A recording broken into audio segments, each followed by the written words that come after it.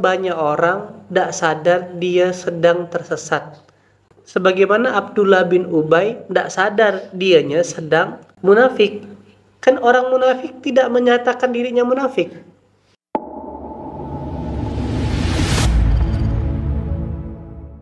Puncaknya orang-orang munafik yang Allah sebutkan, wa idza laqul ladzina amanu qalu amanna.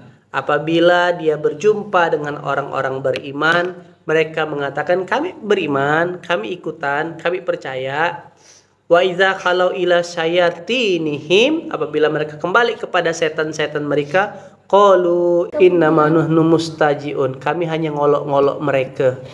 Ayat 14-nya kawan-kawan. Kenapa penting mau saya sampaikan teman-teman? Karena ternyata mungkin kita tidaklah masuk dalam golongan kafir. Tapi masih ada 3 pilihan kita ini hari ini kawan-kawan. Kafir mungkin enggak, karena kita sudah bersahadat. Ya kan? Tapi apakah kita lepas dari iblis munafik dan iblis fasik? Wallahu a'lam. Dan kabar baiknya dia seperti sedang punya keseriusan untuk memprospek orang-orang, memprospek manusia, sebagaimana janjinya yang sudah dia ceritakan, ya kan, di surah Shad, surah ke-38 ayat 82. Dia sudah deklarasi.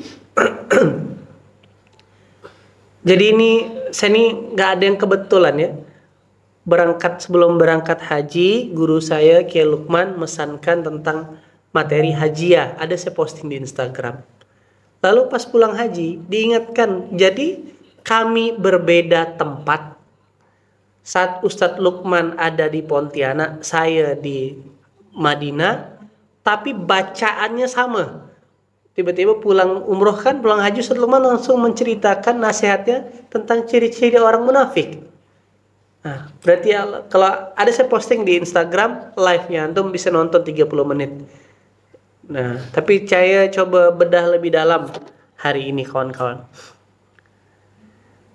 Yang harus kawan-kawan pahami kaidahnya, kenapa perlu saya sampaikan ini?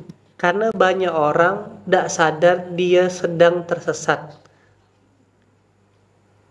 Banyak orang tidak sadar, sebagaimana Abdullah bin Ubay tidak sadar dianya sedang munafik. Kan orang munafik tidak menyatakan dirinya munafik. Nah, supaya kita tidak tendensius membenci seseorang, maka harus dipahami dulu di ayat 82 di surah Shad. Qala fa bi izzatika la ughwiyannahum ajmain. Bayangkan, iblis bersumpah demi kemuliaanmu ya Allah, pasti aku akan menyesatkan mereka semuanya.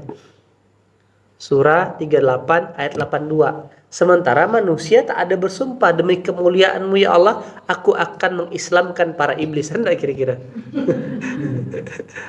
Tidak ada kan? Malaikat juga tidak ada. Demikian, malaikat bilang demi kemuliaanmu ya Allah, aku akan ajak iblis-iblis ini biar berhati malaikat, ping semua hatinya. Anda kira-kira? Tak ada. Maka harus paham akhirnya iblisnya yang kita akhirnya lihat di surah 6 ayat 112. Demikian untuk setiap nabi, artinya untuk orang yang dekat sama Quran, berjuang sama Quran, kami menjadikan musuh yang terdiri dari setan-setan manusia dan jin. Manusia yang didapatkan nomor 1.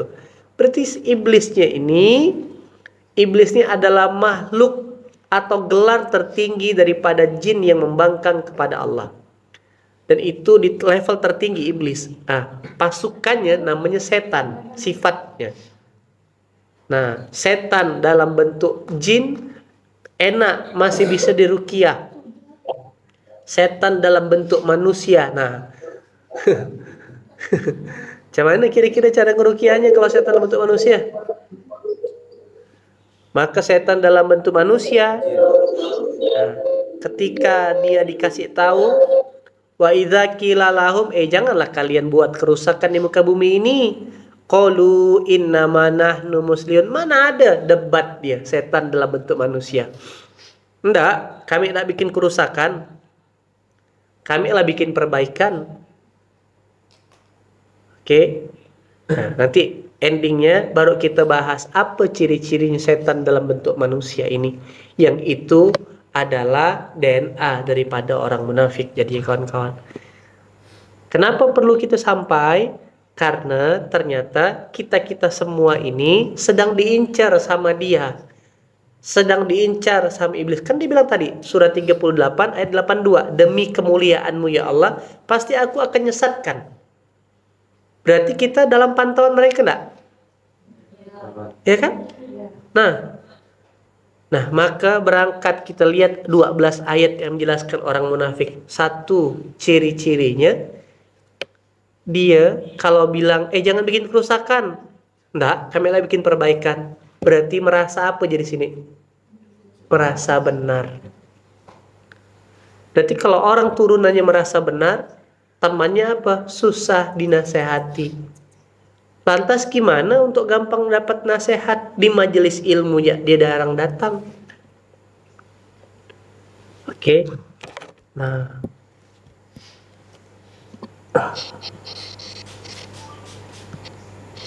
merasa benar. Ini yang harus digarisbawahi. Saya pun sama. Apakah level Ustadz tidak terserang iblis munafik? Amat sangat berpotensi. Sayalah orang yang paling sering diincar sama iblis. Begitu diincar, tujuannya apa? Merusak kebaikan. Begitu diincar, tumbang, habis semuanya. Merasa benar. Coba lihat sekarang. Si A dengan merasa benar, niatnya menunjukkan kebenaran, tapi ngebongkar aib kawannya, diviralkan bahkan. Setannya pindah. Merasa benar atau susah dinasehati. Ini buah dari apa? Buah dari hati yang keras. Kenapa hatinya keras? Karena standarnya bukan Quran.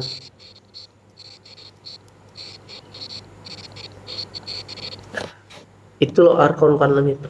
Nah, maka berkali-kali saya bilang sama teman-teman, jangan jauh-jauh dari Quran, luangkan waktu memahami dan mentadaburi Quran. Kalau belum bisa, ikutlah majelis Quran, bertanyalah sama guru tentang Quran. Ini bertanya tak ada, ke majelis tak ada, mentadaburi tak ada. Dia melewati hari dengan menjadikan akalnya sebagai hudan. Siap-siap. Inilah kata iblis. Aku adalah iblis pemakan otak, kata dia. Aku masuk dalam otak kalian. Tuh, betul tak? Tidak nyaman memang menerima Quran tuh kawan-kawan.